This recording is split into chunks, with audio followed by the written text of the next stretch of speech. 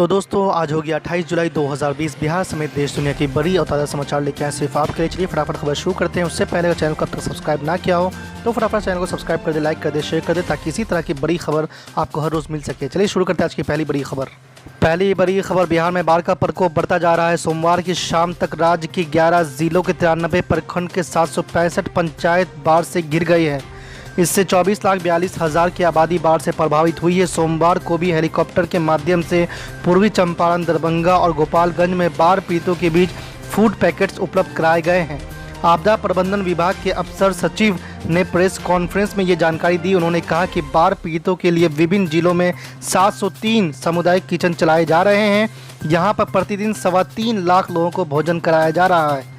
राज्य में 29 राहत शिविर भी लगाए गए हैं, जहां पर करीब 13,000 लोगों को रखा गया है। अपर सचिव ने कहा कि बाढ़ के कारण राज्य में अभी तक 8 लोगों की मृत्यु हो गई है। आज की दूसरी बड़ी खबर, लॉकडाउन में मार्च निकालने पर कांग्रेस के बिहार प्रदेश अध्यक्ष मदन मोहन झा समेत 50 लोगों पर हुआ केस दर्ज। जी आपको बता दें कि राजस्थान में लोकतंत्र की हत्या का आरोप लगाते हुए सोमवार को राजभवन में मार्च निकालकर राज्यपाल को ज्ञापन सौंपना कांग्रेस के पदाधिकारी व कार्यकर्ताओं को महंगा पड़ा है। विशेष दंडाधिकारी द्वारा दिए गए आवेदन के आधार पर सचिवालय थाने की पुलिस ने लॉकडाउन में बिना अनुमति मार्च निकालने, सोशल डिस्टेंसिंग की धज्जियां उड़ाने के आरोप में महामारी अधिनियम समेत अन्य सुसंगत धाराओं में केस दर्ज कर लिया है। एफआईआर में 35 नामजद व 15 अज्ञात कार्यकर्ता शामिल है। सचिवालय थाना प्रभारी मितेश कुमार ने बताया कि नामजद नेताओं में कांग्रेस के प्रदेश अध्यक्ष मदन मोहन झा, एमएलसी प्रेमचंद मिश्रा, एमएलए राजेश राम, श्याम सुंदर सिंह, धीरज, संजय कुमार आदि शामिल है। आपको बता दें कि राजस्थान में चल रहे राजनीतिक घटनाक्रम को केंद्रीय नेतृत्व के निर्देश पर कांग्रेस के नेताओं ने सोमवार को राजभवन में प्रदर्शन किया। आज की तीसरी बड़ी खबर, नेता प्रतिपक्ष तेजस्वी यादव ने कहा कि सरकार ने कोरोना काल में तीसरी बार स्वास्थ्य विभाग के प्रधान सचिव को बदला है। ऐसा करने वाला शायद बिहार अकेला प्रदेश है। कहा कि धूल चेहरे पर जमा है और सरकार आईना साफ करने में लगी है। उन्होंने मुख्यमंत्री से आग्रह किया है कि स्थिति को दुरुस्त करना है तो पहले स्वास्थ्य मंत्री को बदलना चाहिए। नेता प्रतिपक्ष ने नए स्वास्थ्य प्रधान सचिव को लेकर भी सवाल खड़े किए हैं। कहा कि अब आपदा और स्वास्थ्य महकमा एक ही अधिकारी के जिम्मे होगा। इसका मतलब है कि सरकार की नज़र में राज्य में कोई दूसरा सक्षम अधिकारी नहीं है। उन्होंने वर्तमान स्वास्थ्य मंत्री पर असफल साबित होने का आरोप लगाया है। चमकी बुखार का मामला हो या कोरोना का, हर बार इनकी लापरवाही से लोग मरते हैं। इनकी गंभीरता का परिणाम लोग भुगत रहे हैं। अधिकारी भी टालिए बतौरे और गाली अधिकारी के जिम्मे होगा, ये कैसा न्याय है। कोरोना के बढ़ते मामलों के बीच राज्य सरकार ने बड़ा फेरबदल करते हुए स्वास्थ्य विभाग के प्रधान सचिव उदय सिंह कुमवात का तबादला कर दिया है। इसी को लेकर तेजस्वी यादव ने नीतीश कुमार पर साधा है निशाना। आज की चौथी बड़ी खबर, बिहार चुनाव को लेकर ऑल इंडिया मजलिस इत्तेहादुल मुस्लिमीन के बिहार प्रदेश अध्यक्ष अख्तरुल ईमान ने साधा नीतीश कुमार पर निशाना। बड़े जो लोग एहतियात से रहते हैं उनको भी बीमारी नहीं छोड़ रही है। एक महामारी है, हर तरफ कामकाज रुक गया है। और आप कहते हैं एक तो डिजिटल इंडिया वाले सारा मामला डिजिटल नहीं कर पाते हो, बैंक में पैसा रहने के बाद भी लोग भूखे मर रहे हैं, पैसा नहीं निकल पा रहा उनका।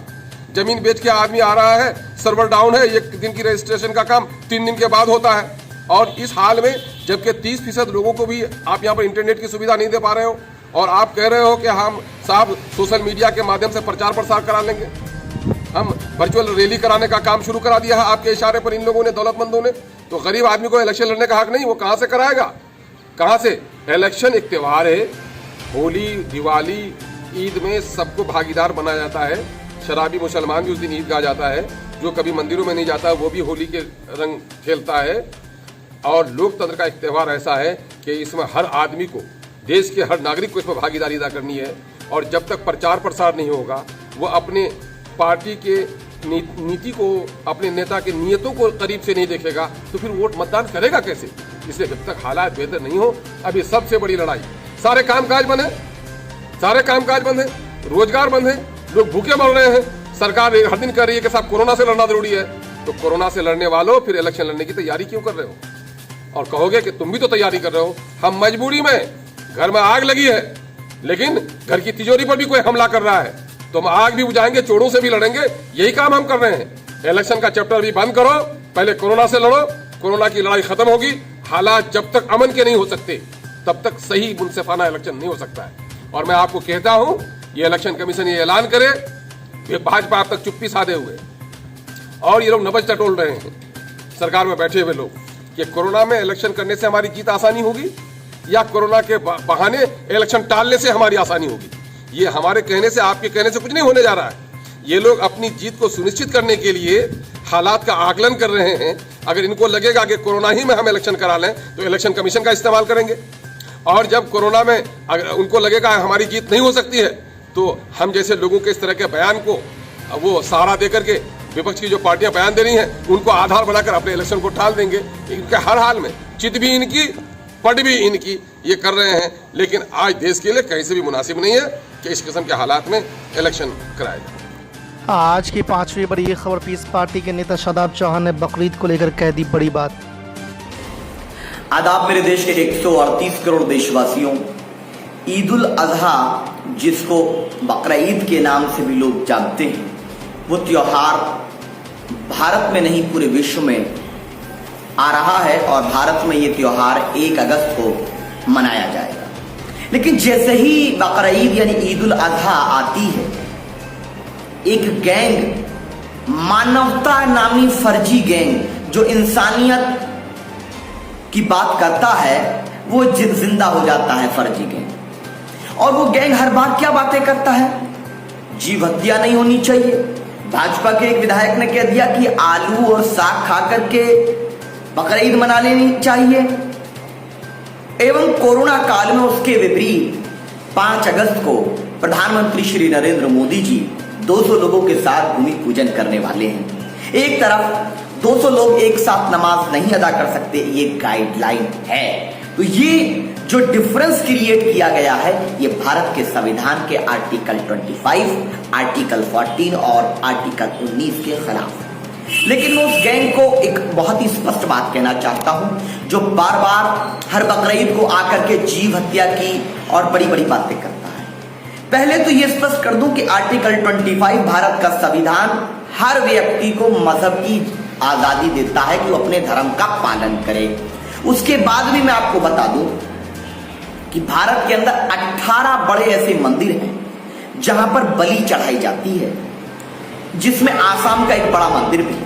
लेकिन हम उस बलि चढ़ाने के समर्थन या खिलाफ इसलिए नहीं हो सकते क्योंकि आर्टिकल 25 में उन हमारे भाइयों को अधिकार है अपने धर्म एवं रीति रिवाज के पालन करने का।